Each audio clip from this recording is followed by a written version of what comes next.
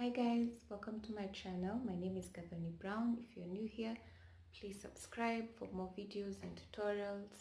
And if you're coming back for another time, thank you for the support. I really appreciate it. So in today's video, I am doing my first coloring tutorial. Coloring or dyeing, depending on what you call it, because to me it's just playing with colors. To other people it's dyeing hair. Yes, so I had this hair that was 1B27. It was a really plain color, roots black and blonde. The 27 blonde color for synthetic hair, and the one for human hair are different. So 1B27 in synthetics is a little bit golden orange, but the one for human hair is a bit on the whiter side, almost blonde, like Caucasian blonde. So I'd made such a wig with such hair for a client, but she didn't like the color, so I ended up giving her another one and remaining with this one. So this one was, I could see where the lack was. The color wasn't really hitting that spot. It wasn't really, it didn't have that oomph, that flair you really want in your hair. So I decided to color it ash blonde. Anyway, let's go straight into the tutorial.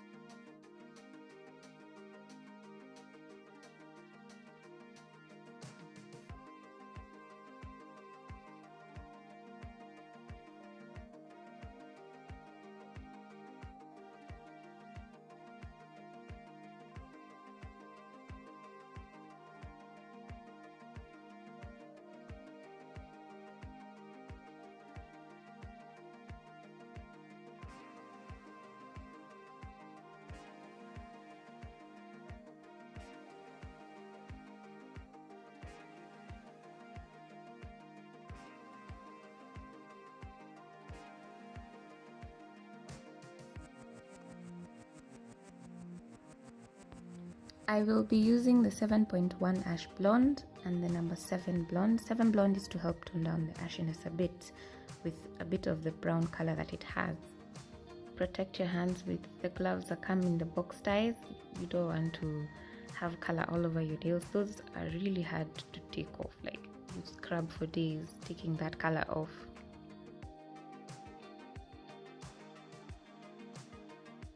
So I'm going to use the whole tube of 7.1 ash blonde and also the second whole tube of 7.1 ash blonde, but for the 7 I'm going to only use a quarter of it, just a little bit. As you can see, I'm struggling, really struggling.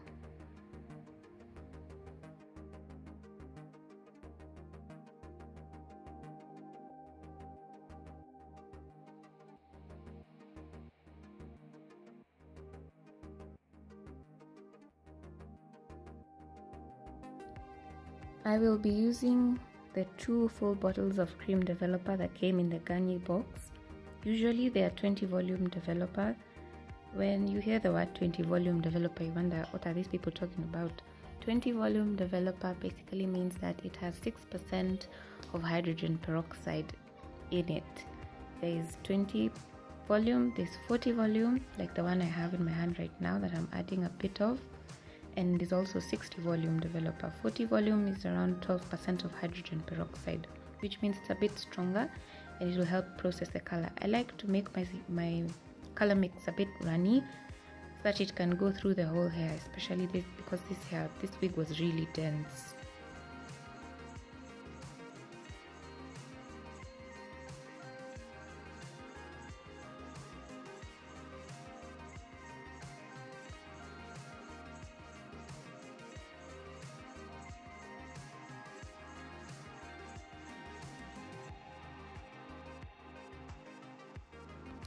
As you can see, the color takes on really fast.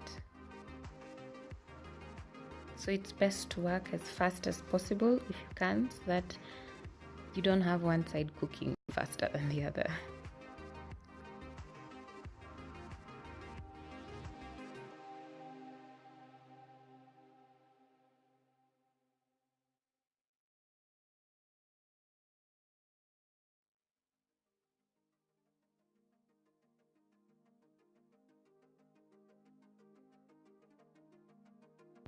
With this wig, I did not want it to look all even ashy, so I decided to comb through so that I can have some hairs separated and some clamped together, so that I could have like a sort of balayage happening. As you can see, the color is really taking on really fast, so you have to work really fast.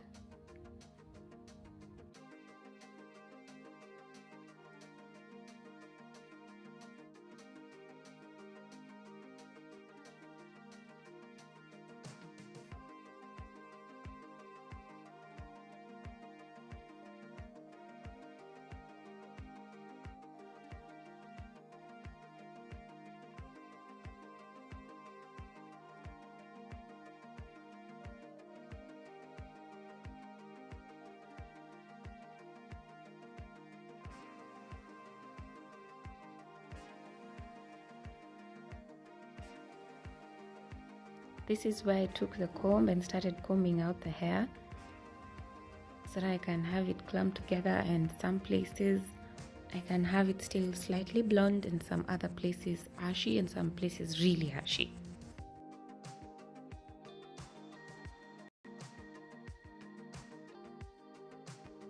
As you can see, dyeing does take time, so when you take your wig or your bundles to your hairdresser and they tell you quite a steep price, it's because this process takes time. This was day one of working on this hair, imagine.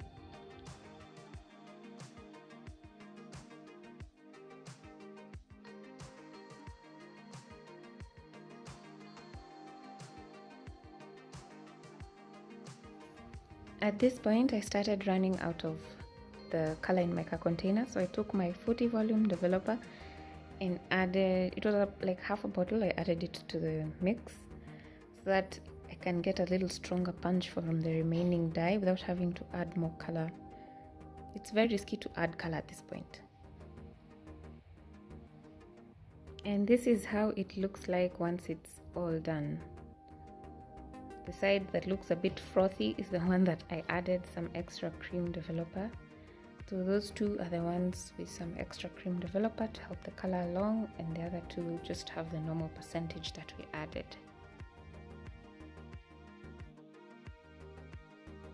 So we're going to let this cook for like 30 minutes. The good thing with box dyes is that they don't over process, so once the color peaks to its maximum saturation, it won't go ahead and burn the hair. After the 30 minutes were through, I washed and conditioned the hair, and as you can see, it has some blonde places, some ashy places, some brown places, just the way I wanted it to look. I chose to hang the hair out to dry because this is a really dense wig and it has very dense cap to it, so I needed it to get dry all the way through into the cap, and this is how it looks afterwards. It looks ashy, a little bit of blonde somewhere. Once the wig is dry all the way to the lace cap, you can now put it on the wig head block ready for styling. In the next video, I'm going to show you how I style my wigs, how I curl them using a flat iron, how I blow dry them, and how I take care of them generally.